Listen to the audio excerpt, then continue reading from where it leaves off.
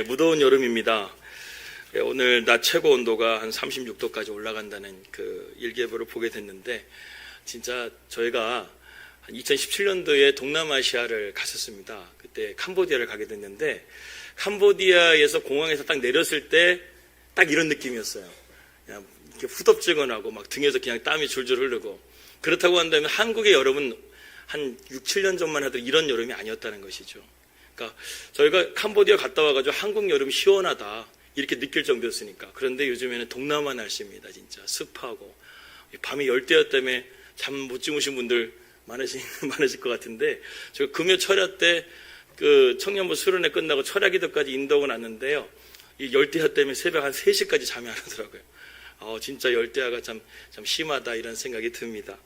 아무튼 여러분들 이 무더위 가운데 건강 유의하시기를 바랍니다. 예, 하여튼 진짜 이 폭염과 폭우가 계속해서 날씨 기상 이변들이 일어나고 있는데, 여러분들 이런 상황 속에서 건강 항상 유의하시기 바랍니다. 처음 시작을 하면 약간 유머로부터 좀 시작을 해보고자 합니다. 어느 부흥회에서요, 이 목사님이 설교를 하게 됐는데 이런 질문을 했다고 합니다. 이 세상에서 가장 차가운 바다는 어떤 바다입니까? 이렇게 말하니까 목사님이 썰렁해라고 대답을 했다고 합니다. 근데 그 다음에 이제 이 세상에서 가장 따뜻한 바다는 무슨 바다입니까? 라고 말을 하니까 답은 뭘까요? 따뜻해? 사랑해 라고 했다고 합니다. 답이 사랑해. 이 따뜻해도 맞네요. 근데 생각해보니까. 근데 이 말을 듣고 한 여자 집사님이 평상시에 너무나 무뚝뚝한 남편에게 사랑한다는 말을 너무 듣고 싶었던 거예요. 그래서 바로 집에 가가지고 이걸 써먹고자 집으로 갔다고 합니다. 그래서 이제 남편이 딱 들어오게 돼가지고 남편에게 이렇게 얘기했다고, 여보 내가 문제 낼게 한번 맞춰보세요. 이 세상에서 가장 차가운 바다는 썰렁해라고 해요. 그러면 이 세상에서 가장 뜨거운 바다는 뭘까요? 이렇게 얘기하니까 남편이 단번에 대답을 못하고 주저주저 하고 있는 것이죠. 그러니까 아내가 몸을 이렇게 흔들면서 여보 나를 보면 생각나는 거 있잖아요 이렇게 말을 했다고 합니다. 그러니까 남편이 고개를 그때서야 끄덕이면서 하는 말이 뭐냐면 열받아 이렇게 했다고 합니다. 열받아 이렇게 대답을 했다고 합니다. 아무튼 여름입니다. 하여튼 열받는 일 없기를 축원합니다. 오늘 말씀 들어가도록 하겠습니다. 인생사가 세웅지마라는 말이 있습니다. 좋은 때가 있는가 하면 나쁠 때도 있다는 것이죠. 때로는 이것이 서로 교차하기도 합니다. 요즘 이 파리 올림픽이 참 재밌더라고요. 올림픽을 보게 되면 참 많이 느끼게 됩니다. 선수들이요, 잘 경기를 하다가도 자기의 페이스가 흔들리게 되면 거기서 탈락을 하는 경우들을 우리가 종종 보게 된다는 것이죠. 특별히 이번 주 이슈가 됐던 한 선수가 기억이 납니다. 바로 이 세계 랭킹 1위 탁구 선수인 왕추친이라는 선수가 있습니다. 이 선수는요, 세계 랭킹 1위인데 32강에서 탈락을 했습니다. 그 탈락했던 이유가 상당히 재미있는데 뭐냐면 64강에서 이겨가지고 이제 32강으로 올라가게 됐는데, 그때 이제 금메달 예비 후보잖아요. 그러니까 기자들이 뜨거운 관심을 가져가지고 이제 경기가 끝난 다음에 기자들과 인터뷰를 하는 과정 가운데서 어떻게 하다가 라켓을 들다가 라켓을 이제 떨어뜨려 버렸어요. 바로 앞에서. 근데 이제 기자들이 막 몰려오니까 당황해가지고 순간 그걸 깜빡해버린 거예요. 그래서 나중에 보니까 기자들이 막 사진 찍고 인터뷰하는 바람에 그 라켓을 막 짓밟아 버려가지고 라켓이 손상이 돼버린 거예요. 결국 끝나고 나서 그 라켓을 보고 상당히 화가 나는 모습으로 나갔는데, 나중에 보니까 그 라켓을 쓸 수가 없어 다른 라켓으로 교체를 했는데, 그 다른 라켓으로 치다 보니까 경기가 플레이가 제대로 안 돼서 결국 32강에서 세계 랭킹 1위가 탈락을 했다는 그런 뉴스를 제가 보게 되었습니다. 참 항상 우리 인생 가운데는 좋은 일이 있으면 또 나쁜 일이 항상 있다라는 것을 보게 된다는 것이죠. 코로나로 한 3, 4년 정도가 교회가 참 마비가 되게 되고 또 세상이 많이 어려운 가운데 있었습니다. 그런데요, 모두가 다 불행했느냐? 그게 아니라는 것이죠. 어떤 사람들은 이 코로나 기간 동안에 또 자기 자신을 준비하고 또 계획을 잘 세워가지고요, 지금은 또 이렇게 당당하게 살아가는 그런 사람들도 있고, 또 거의 교회에 100만의 성도들이 나갔다고 하는데 그렇게 댐이 터지듯이 누수되는 그런 교회들이 있는가 하면 또 성도들을 한 사람 한 사람 잘 돌봐가지고 교회가 더욱더 오히려 단단해지고 부흥하게 되는 그런 교회들도 있다라는 것입니다. 그러니까 누구에게는 인생이라는 것은 좋은 일이 있으면 나쁜 일이 있게 되고, 또 나쁜 일이 있게 되면 또 좋은 일이 또 있게 된다는 것이죠. 결국 성공하는 사람들은 어떤 사람이냐? 위기를 기회로 삼는 사람이다. 이렇게 말씀을 드리고 싶습니다. 특별히 이번 양궁에서요, 우리나라가 지금 금메달을 거의 휩쓸고 있죠. 그런데 이번 양궁부터 새롭게 도입된 것이 여러분 뭔지 아십니까? 바로 저 사진 왼쪽 부분에 보게 되면 BPM이라는 것이 있습니다. 그러니까 우리 심박동수를 말하는 것이죠. 우리 박금자 집사님 차고 계시는 그 심박동. 그 심박동 그게인데 이번 양궁부터 저게 도입이 돼가지고요. 활을 쏠 때 저 사람이 심장 박동수가 몇 치수가 얼마나 되나 그거를 확인하는 그러한 이번에 경기가 도입이 됐습니다. 그런데요, 전 세계가 깜짝 놀란 사람이 바로 저 김우진이라는 우리나라 양궁 선수인데 저 선수는요, 양궁을 활을 쏠 때 오히려 BPM이 낮아지는 거예요. 어떤 선수들도 BPM이 70m로 내려가는 선수가 없었습니다. 그런데 저 선수는요, 양궁을 딱 잡는 순간에 저 78이죠. 72까지 내려갔었습니다.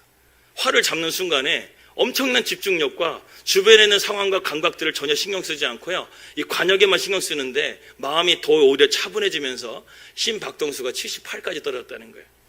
세계가 놀랐습니다.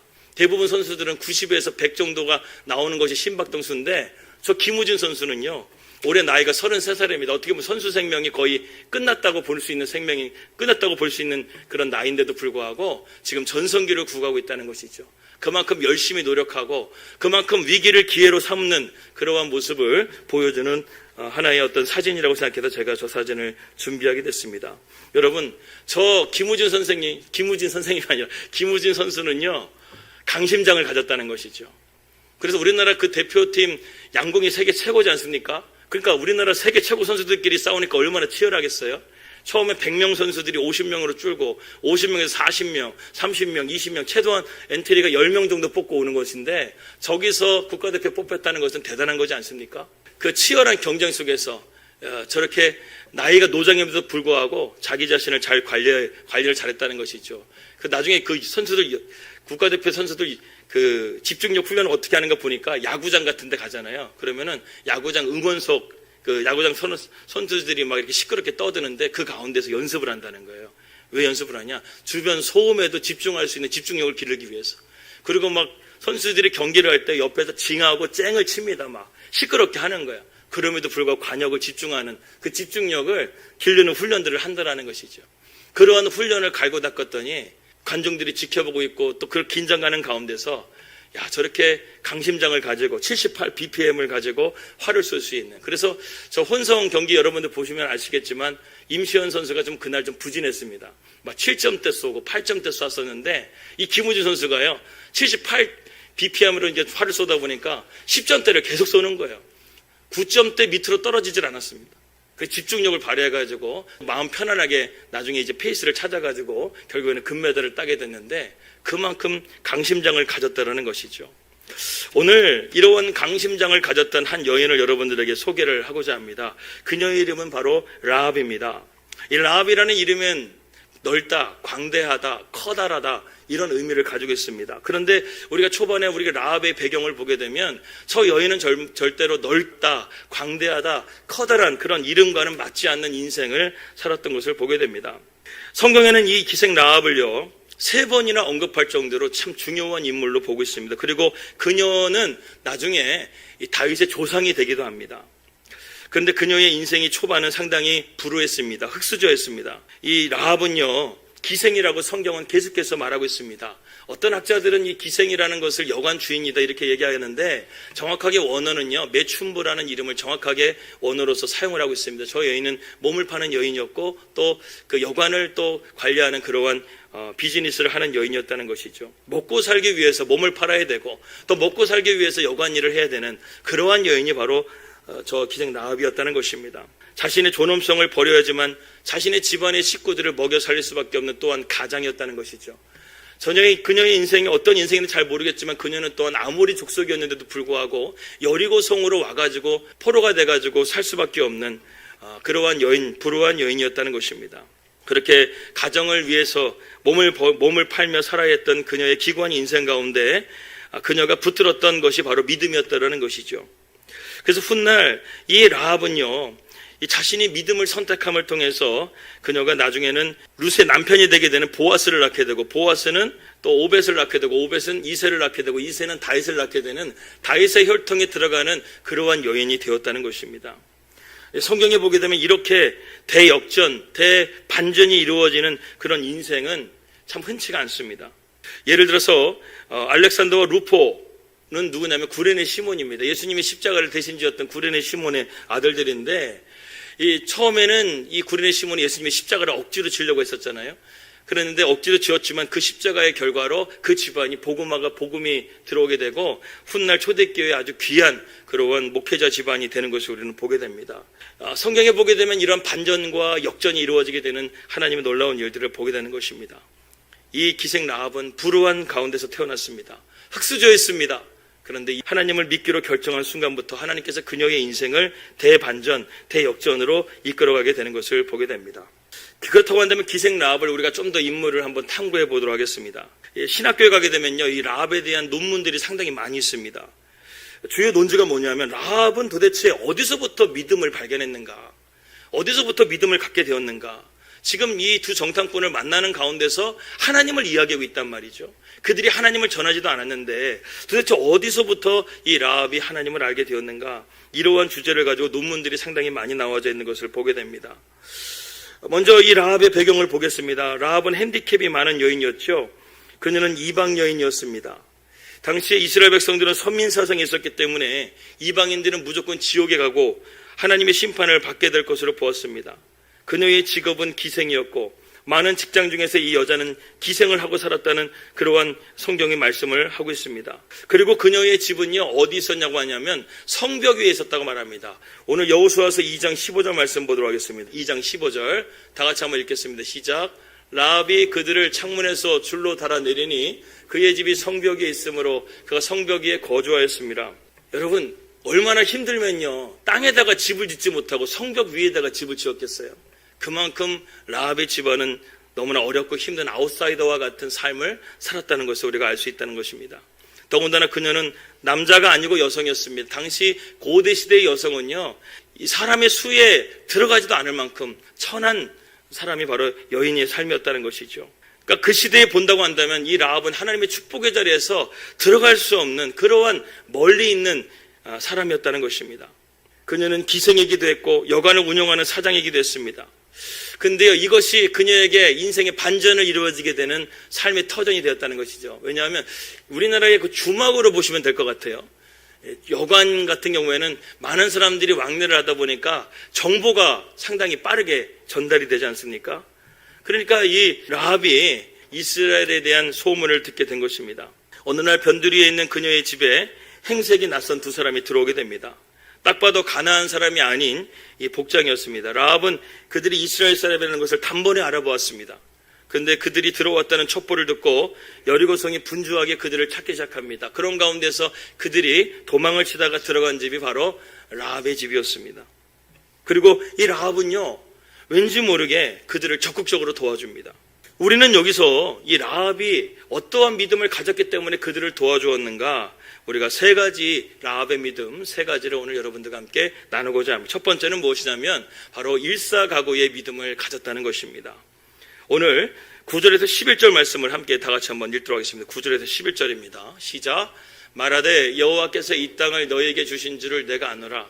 우리가 너희를 두려워하고 이 땅 주민들이 다 너희 앞에서 간담이 녹나니 이는 너희가 애굽에서 나올 때에 여호와께서 너희 앞에서 홍해물을 마르게 하신 일과 너희가 요단 저쪽에 있는 아모리 사람의 두 왕 시온과 옥에게 행한 일, 곧 그들을 전멸시킨 일을 우리가 들었음이라.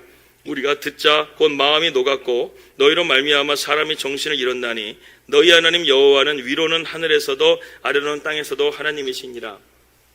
예전에 개역성경을 보게 되면요, 이 개역성경에 뭐라고 되냐면 하늘에서도 아래로는 땅에서도 이렇게 되어져 있는데 상천하지라는 말을 썼습니다.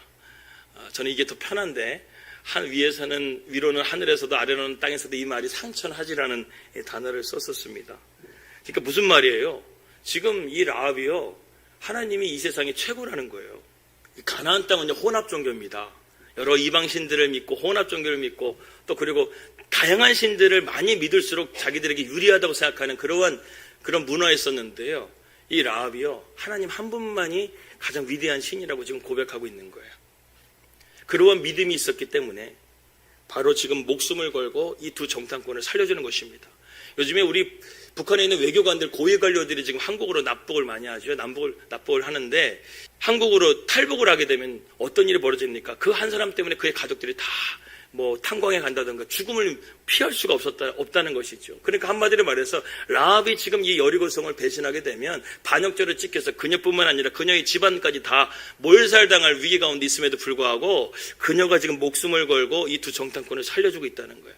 그만한 가치가 있는가? 우리가 생각해 볼 필요가 있다는 것입니다. 그런데 그 가치를 뭐라고 말하냐면 지금 9절에서 11절 말씀에 말하지 않습니까? 하나님에 대한 이야기를 들었더니 이 하나님은 내가 믿었던, 여태까지 믿었던 하나님과는 비교가 안 되는 하나님이라는 거예요. 그 당시에 라합이 믿고 있었던 하나님, 신들은 어떤 신이었는가? 우리가 열을 드리게 되면 겨우 하나 줄까 말까 하는 그런 신이었다는 것이죠. 그런데 하나님은 가만히 보니까 애굽의 그 강력한 군대에서 이스라엘 백성들을 출애굽하시고 홍해를 갈르시고 광야 40년 동안 만나와 메추라기를 먹이시고 이스라엘 백성들을 광야 40년 동안 불기둥과 구름기둥으로 인도하시고 불뱀과 전갈과 모든 해하는 것들 가운데서 건져주신 하나님이 어디 있냐 이거예요. 그들이 믿음 안에서 순종했기 때문에 그들이 신앙생활 잘해서 그게 아니었다는 것이죠. 이러한 은혜가 풍성하신 하나님이라고 한다면 내 인생도 하나님께서 바꾸어 주실 수 있겠구나. 이렇게 믿고 이 라합이 비록 여리고성에 살고 있었지만 그녀는 하나님에 대한 말씀을 듣고 관심을 갖기 시작하고 그 말씀을 동경하기 시작했다는 거예요. 믿음을 갖기 시작했다는 거예요. 여러분 입에서 이런 말이 잘 나올 수 있나요? 이 세상의 최고는 하나님이시야. 할렐루야. 여러분 입에서 이런 말이 나올 수 있기를 주님에는 축복합니다. 이 두 정탐꾼이 놀란 거예요. 이 여인이 그냥 이방 여인인데 어떻게 하나님에 대해서 이렇게 알고 있고 하나님을 믿고 있는 것이지? 지금 이 여인의 믿음이 일사각오의 믿음으로 주님 앞에 하나님 앞에 이들 앞에 나아가고 있다는 것이죠. 여러분 택한 자와 택한 받지 못한 자의 차이가 여기서 나게 됩니다. 여리고성이 정복당하게 됐었을 때 하나님께서 명령하신 명령이 딱 하나 있습니다. 뭐냐면 할랄 명령입니다. 히브리어로 할랄이라는 것은 다 죽여버리라는 거예요. 진멸이라는 거예요.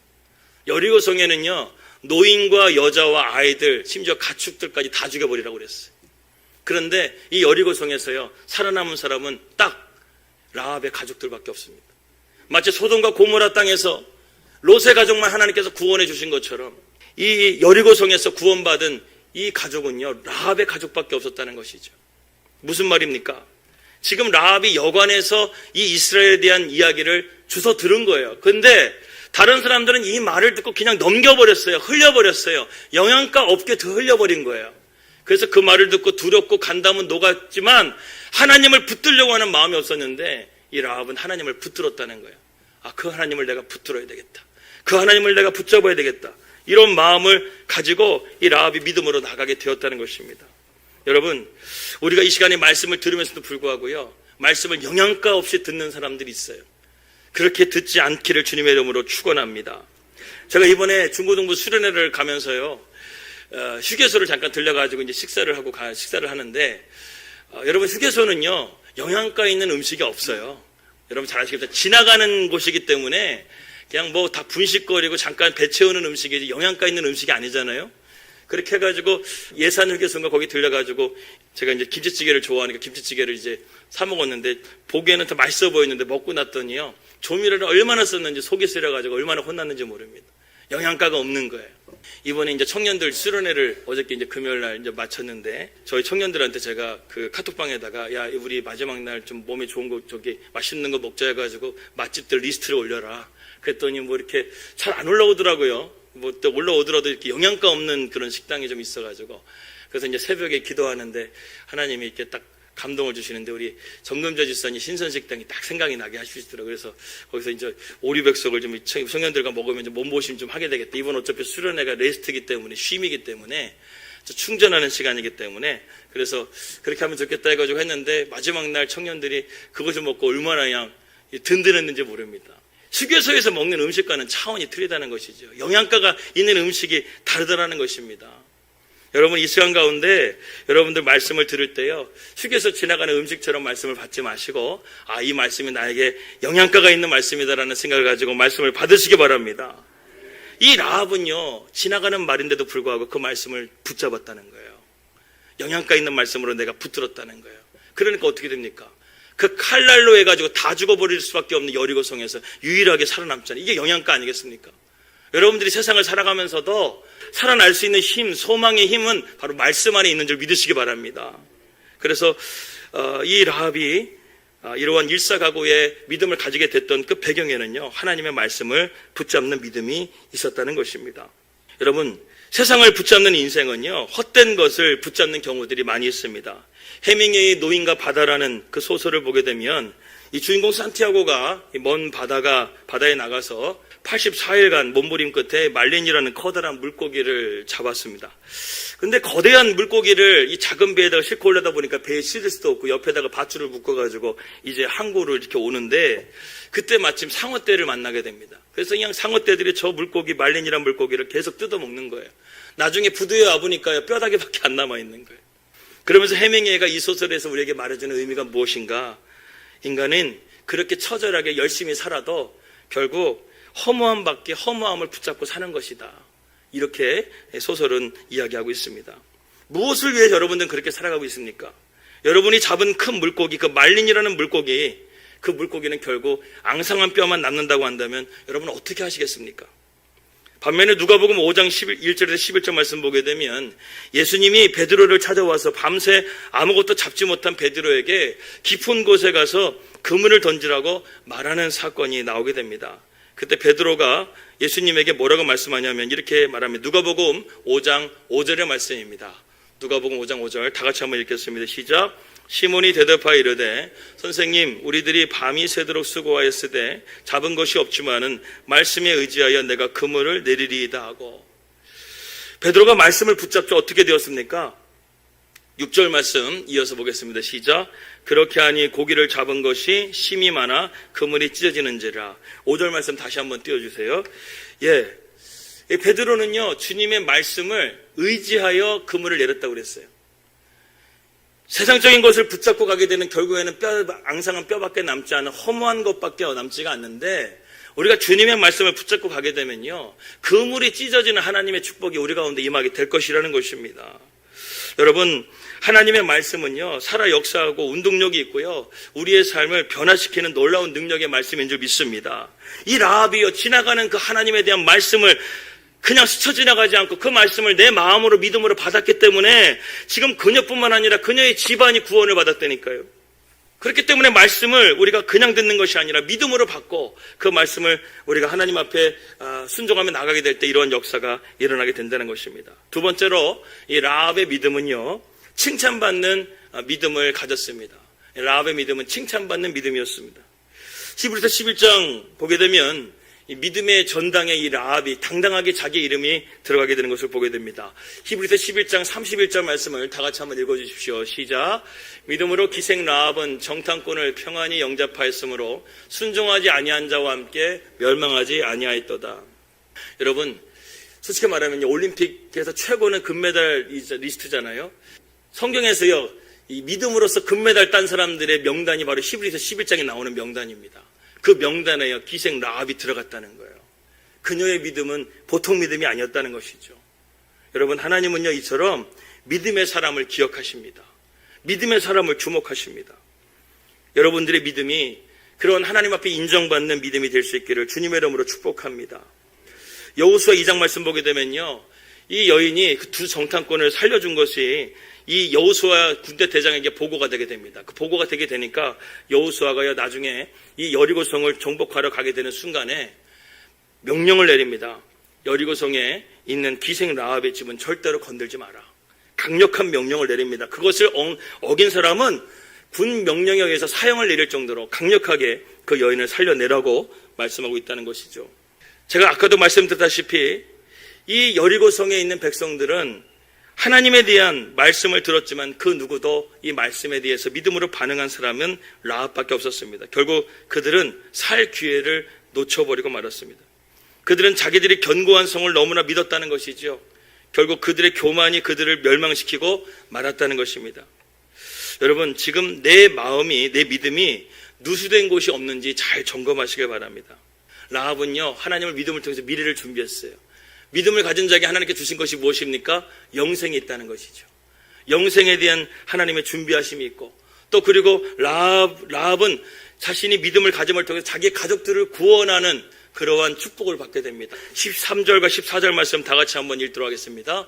오늘 본문 말씀 13절과 14절입니다. 시작.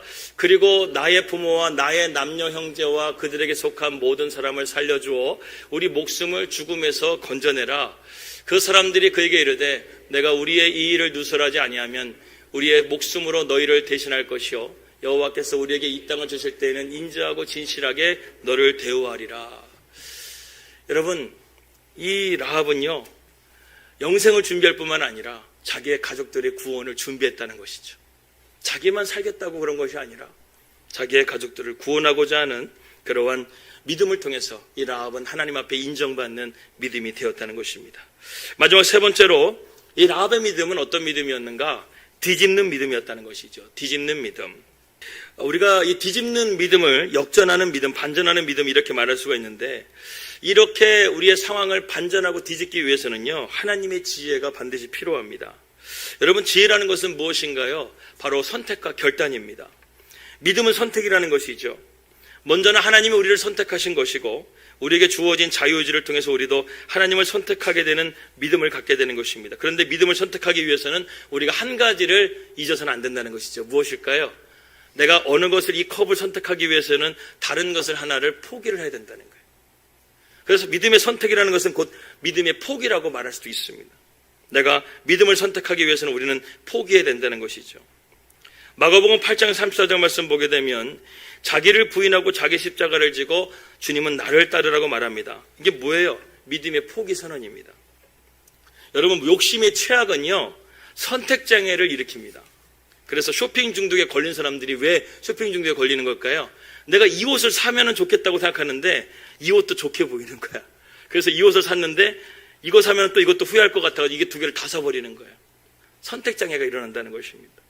마태복음 19장 말씀 보게 되면 부자 청년이 나오게 되는데 그 부자 청년이 어떻습니까? 예수님이 뭐라고 말합니까? 선택해라, 포기하라고 말씀하십니다. 너가 나를 선택하려면 너가 가지고 있는 재물을 포기를 해야 돼. 이렇게 말을 했다는 것이죠. 그런데 이 부자 청년이 무엇합니까? 포기하지 못해요. 내가 가지고 있는 걸 포기하지 못해요. 그래서 결국에는 주님을 선택하지 못하고 세상의 재물의 그 길을 따라가면서 근심하며 돌아갔더라. 아니, 자기가 선택했는데 왜 그 길이 근심하며 돌아가는 길일까? 여러분, 예수님을 선택하지 않는 그 길은요 이 부자 청년과 같이 근심하며 슬퍼하며 돌아가는 길밖에 되지가 않는다는 것입니다. 인생의 물질을 추구하는 사람들에게 인생의 끝을 보세요. 행복하지가 않아요. 근심하며 슬퍼하다가 끝나버리는 인생이 된다는 것입니다. 롯의 아내를 보십시오. 소돔과 고모라를 지금 구원하기 위해서 나가라고 했는데 그녀의 마음 가운데 세상적인 것이 마음에 있다 보니까 뒤돌아보는 바람에 소금기둥으로 결국 그녀의 생명도 잃게 되는 것을 우리가 보게 된다는 것입니다. 여러분, 그렇기 때문에 믿음은 선택이고 포기인 것입니다. 여러분, 우리가 하나님을 믿기로 결단했다고 한다면 세상 것도 붙잡고 하나님 믿음도 붙잡고 이 두 가지를 가기가 정말 쉽지는 않아요. 만약에 선택해야 된다면 우리는 무엇을 선택해야 되겠습니까? 믿음을 선택해야 된다는 거예요. 이 라합은 믿음을 선택했습니다. 그렇기 때문에 이 그녀의 인생을 하나님께서 뒤집어 주시는 거예요. 역전시켜 주시는 거예요. 반전시켜 주시는 거예요. 저는 우리 교회에 이런 라합과 같은 지혜로운 여인들이 많이 있기를 주님으로 축복합니다. 이 라합의 한 여인의 믿음을 통해서 그 집안이 구원을 받잖아요. 이 여인의 지혜를 통해서. 여러분, 우리가 하나님 앞에 여러분들의 삶을 위해서 기도하게 되면 하나님께서 일하시는데 어떻게 일하시는가 한 가지 예를 들면요, 여러분들을 힘들게 하고 어렵게 하는 사람들이나 또 지금 세상적으로 지금 전쟁을 일으키고 전쟁을 일으키는 그런 사람들, 그런 독재자들을 보게 되면요 어느 순간에 하나님이 그들을 어리석게 만들어버립니다. 미국 대통령 바이든 대통령이 취임식 때 어떻게 했습니까? 흑인 목사를 데려다 놓고 그가 마지막에 기도할 때 뭐라고 말했어요? 모든 신들의 이름으로 기도합니다. 아멘으로 끝내버렸어요. 목사인데 예수님의 이름으로 기도하지 않고 모든 신들의 이름으로 기도하는 그런 목사를 세워가지고 취임식을 했습니다. 여러분, 그러니까 미국이 기독교 국가인데 하나님이 이 바이든을 붙들어 주시겠어요? 그러니까 바이든이 TV 중계 토론회 하는데 입이 어눌해지잖아요.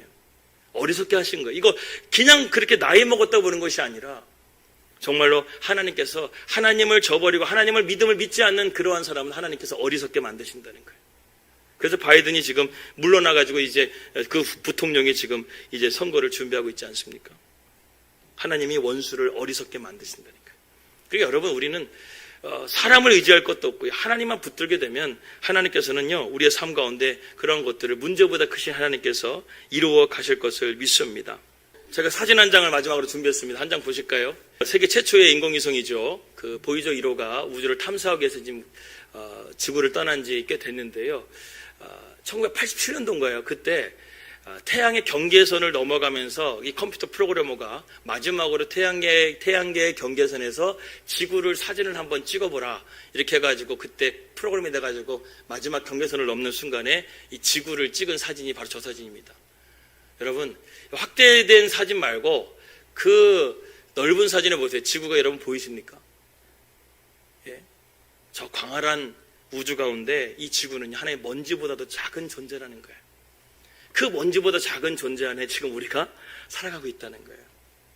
여러분, 라합의 인생이 저런 인생이었어요. 정말 먼지보다도 못한 인생, 아무도 알아주지 않는 인생, 그런 인생을 살았는데 이 라합의 인생이 하나님을 만나서 그녀의 인생이 얼마나 영광스럽습니까? 히브리서의 이 명예의 전쟁에 믿음의 금메달을 따는 그 시상식에 기생 라합이 당당하게 들어갔다니까요. 라합이라는 이름이 여러분 아까 제가 말씀드렸다시피 커다랗다, 넓다, 광대하다 이런 이름을 가졌죠. 근데 그녀의 인생은 하나님을 만나기 전에 비포의 인생은 작은 인생이었다는 것이죠. 근데 그녀의 인생이 하나님을 만나고 나니까 어떻게 됩니까? 그녀의 인생이 성경에 기록되게 되고 또 그리고 그녀가 나중에 만나는 남편이 살몬인데 이 살몬이 이 두 정탐꾼 중에 한 명이 살몬이라고 합니다. 그 사람과 만나가지고 결혼을 하게 돼요. 그래서 낳았던 아들이 보아스입니다. 그 보아스가 나중에 나오미의 며느리였던 룻과 결혼을 하게 되고 오벳을 낳게 되고 오벳은 이새를 낳게 되고 이새는 다윗을 낳게 됐다는 거예요. 왕조의 시조가 되는 그러한 그녀의 신분이 상승되게 되죠. 그런데 거기서 끝나는 것이 아니라 마태복음 1장 말씀 보게 되면 예수님의 족보가 나오는데 거기에 바로 당당하게 라합이 들어가게 되면서 인류를 구원하기 위한 하나님의 아들의 그 혈통의 족보에 들어가게 되는 위대한 인물이 될 수가 있었다는 것입니다. 정말로 그녀의 인생은 하나님의 만남을 통해서 그녀의 인생은 커다랗고 광대하고 넓은 인생을 살게 되었다는 것이죠.